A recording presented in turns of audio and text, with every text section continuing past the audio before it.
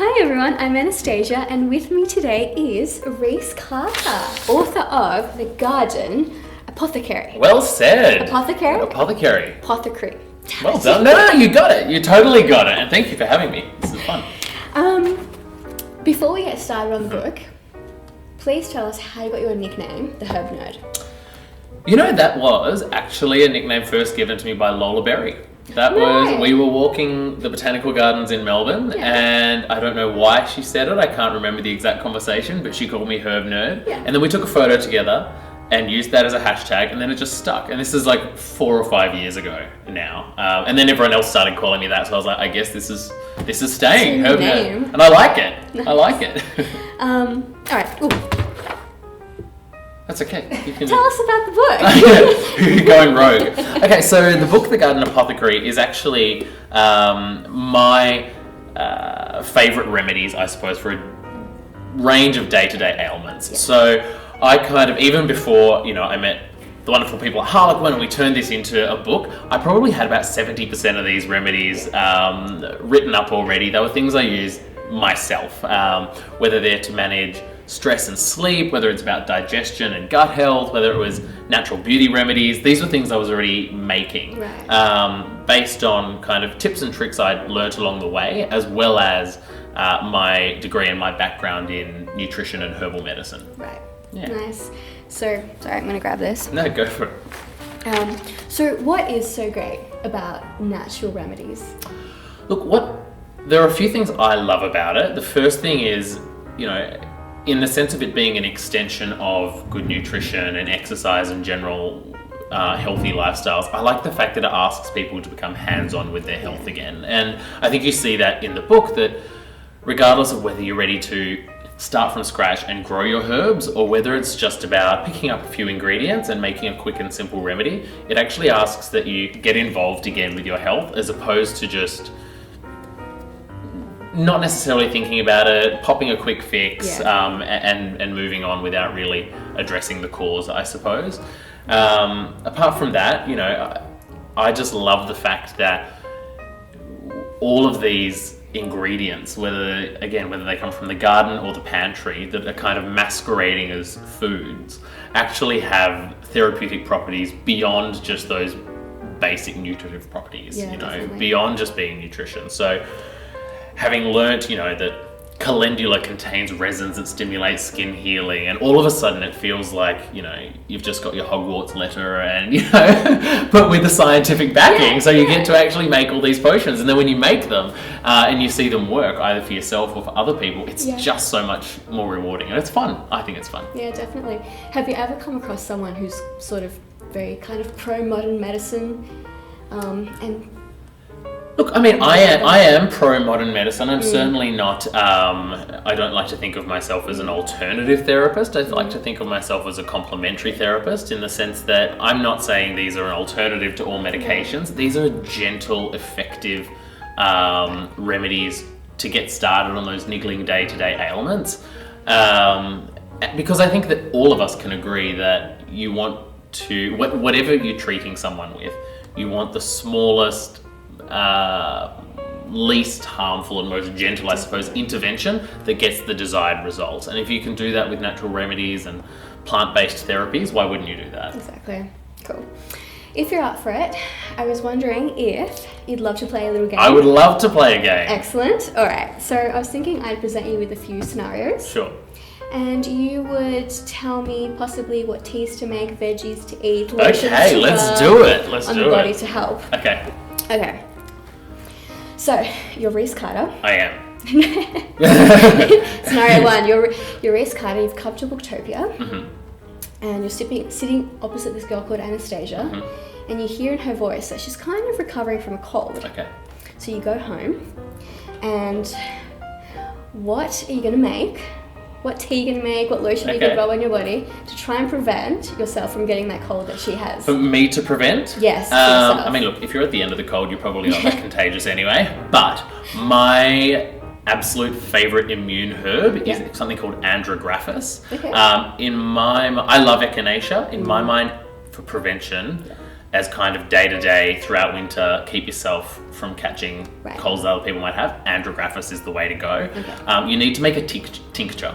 I should be able to say that, a tincture, which is basically an extract made of water and alcohol, so that you're getting the alcohol-soluble constituents and the water-soluble constituents. Right. So for the home herbalist, that's vodka. Yep. You're only taking, maybe a few teaspoons, maybe a tablespoon of this at any one time, so it's not enough to get you drunk. But what it does is it's a really concentrated extract of that andrographis, and what I recommend to people is that they just take a small dose of that every day throughout winter, so that even if they come in contact with someone who's sick, their immune system is in a stronger position to fight it off. Excellent. Yeah. What about something as simple as like a tea, a lemon and ginger tea? Will that do the job or not really? It's not that lemon and ginger tea is not necessarily an immune stimulant. If you get sick, if you find that you've got that cold, so let's say I'm Anastasia now. If you're there and you're already sick and you're looking for a tea to kind of soothe the symptoms, especially if it's in your throat, things like marshmallow, things like licorice, they actually contain, they're called demulcent herbs, so they actually basically coat the throat and kind of act like a band-aid. So teas are fantastic when you're sick to kind of soothe symptoms, but when you're kind of kickstart that immune system, you need to go a little bit stronger. You need to pull out the tinctures, you need to get the andrographis out, which, by the way, tastes disgusting. Something to look forward to. And when you say marshmallow, you mean marshmallow root, not the actual sugar. Yeah, no, that would be nice, wouldn't it? If we could just turn to a pack of marshmallows. Same with licorice, I mean the root. So licorice root tastes like licorice tea, you would know. Marshmallow, it's not particularly tasty on its own. It's another light grey root herb, so you want to mix it with things like licorice. You could put a little ginger in there then. That kind of increases circulation, so it will improve healing that way. Excellent. So you actually have, from page 148 onwards, you have a whole little section dedicated to flu fighters. So I do. It's a great little section for winter. It's probably a section I know I'm going to and be relying on for the next few months to kind of to keep me healthy. These are some of my favorite remedies, absolutely. The winter remedies, and I think that it's one of those things that no one likes getting sick, like, you know what I mean? And so if you can actually take charge of that and, reduce the chances of that happening, amazing. And if you do happen to get sick, flick to, the page numbers better than me. Page 148 onwards. 148 onwards, there you go.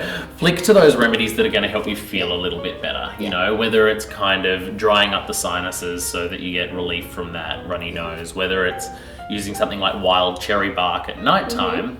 There's a cough syrup made of wild cherry bark in the book. It suppresses your coughing, but it also is actually a bit of a hypnotic and sedative herb, so it will help you get sleep, which, I don't know how you feel when you get sick, but I'm usually tossing and turning and Excellent. All right, scenario 2. So a woman or a man, just before a date, they look in the mirror and they realise, you know what, my lips are kind of thin. I would love to have a bit of Angelina Jolie-esque lips. What can I do to plump them up a little bit? It's funny you say that because I lived in Los Angeles for a year, which is, going to be the city of big lips, basically. So I actually recently was back there filming a video for my web series, and I did just that. I made a lip balm with cinnamon to make a plumping lip balm. So cinnamon is a circulatory stimulant similar to ginger. So what that does is it increases the blood flow. So look, it's not the same as kind of getting fillers and this, that, and the other. It's a little bit of a tingling you're going to feel when you make this lip balm with cinnamon essential oil, and it just increases the blood flow and gives them a bit of a plumper look. Perfect for that date. Perfect for that date. And so we can find that that kind of recipe on your web series on YouTube, right? So yes, so the book has a peppermint lip balm recipe in there, which is similar. And then on my web series, the Garden Apothecary web series, I recently posted that cinnamon sting lip balm recipe. There you go. Excellent. All right, so next scenario. Yes, this is fun. I like this game. You're at the grocery store, scanning your items, and the teller looks at you and says, how far along are you? And you're thinking to yourself, I'm actually not pregnant. I just had a massive meal and I'm just really bloated. And mind your own business, teller. Exactly. Well, the first thing you're going to do is you're going to find a new supermarket. Apart from that, okay, so bloating's an interesting one because obviously the digestive system has multiple components, and there's a lot of different areas where, you know, there can be discomfort and bloating. So if it's sitting up quite high, like if you were sitting, if your bloating was up there, I would actually look at bitter herbs like gentian. But more commonly what's going on for people is they're usually blowing up like a balloon down here, either because of a food intolerance or if there's too much fermentation because, you know, maybe their gut bacteria aren't as healthy as they could be. In those cases, what you want are herbs like fennel seed, peppermint. They're probably my two favorites, to be honest, and I actually combine them in a very strong tea called a decoction with licorice for a bit of sweetness. Because what they actually do is, okay, so the reason it's kind of blown up, is because there really is like air building up in them. Well, not air, but I'm trying to say it politely for the camera. You need to fart. You need to fart. And basically what you want is herbs that are going to allow you to do that. Right. You want herbs that are going to actually release the muscle tissue or relax the muscle tissue that lines the gut, so that everything can pass through more easily and you're not kind of holding on to it. Right. Fennel is probably the best for that, and peppermint as well. They're called carminative herbs. Okay, got that? Write it down. Got right. I want to touch on gut health because I've seen, I think here at Booktopia we've seen, I think it's like over the past year or a bit more, there have been so many books released dedicated to gut health. Yeah. Why are we so interested in gut health all of a sudden? Like, why is it so important? I think that, look, from a naturopathic point of view, we've always treated the gut. That was something I was taught during my degree, and I didn't understand it. I'm like, this person's come in for headaches, why am I treating the gut? But we've kind of, for a long time, understood that the gut impacts so many other systems in the body. But it's only in the last, honestly, 10, 15 years maybe, that we've kind of seen scientific research as to why, and we're starting to get a better understanding, and I think that our understanding of that will be further refined in the next 10, 20 years. But all of this research that's coming out around the gut microbiome, which is all of, you know, the bacteria and other microorganisms that call your gut home, it's just astounding, and we're kind of realizing that looking at the human being as just an organism as opposed to an ecosystem was perhaps a little bit short-sighted. So with that comes all of these understandings of how those gut bacteria impact inflammation and how they impact immunity and how they impact mental well-being. And of course, what's going to change all that is the food that we're putting into our gut. So I think that's why we're seeing in the last couple of years, or even the last 12 months, this huge resurgence, this huge interest, renewed interest in gut health. I think it's only going to keep going, to be honest. Yeah, definitely. I think it was, you were saying, sorry, let me just flick through it, which I thought was really interesting. It was that between 70 and 90% of our serotonin, which is the antidepressant hormone you said, is located in the digestive system. It is. So we always thought it was up in the head. I mean, yeah, absolutely. A lot of those neurotransmitters, and those kind of intracellular messengers, they have multiple functions in the body. But serotonin, which for so long we've kind of always considered as mental health, plays an enormous role in digestion. And it actually, it goes to show that often people who are being treated for mental health concerns like depression, anxiety, where serotonin is one of those neurotransmitters that we're focusing on. And I don't know the number off the top of my head, but there's a very strong chance that they also have IBS type symptoms. Like these kinds of depression and IBS tend to go hand in hand a lot of the time. Yeah. Okay. So I guess a good place to start is if we are suffering from mental health issues, do start with the gut. Start changing the diet. Absolutely. I mean, always get your medical professionals' advice on that one.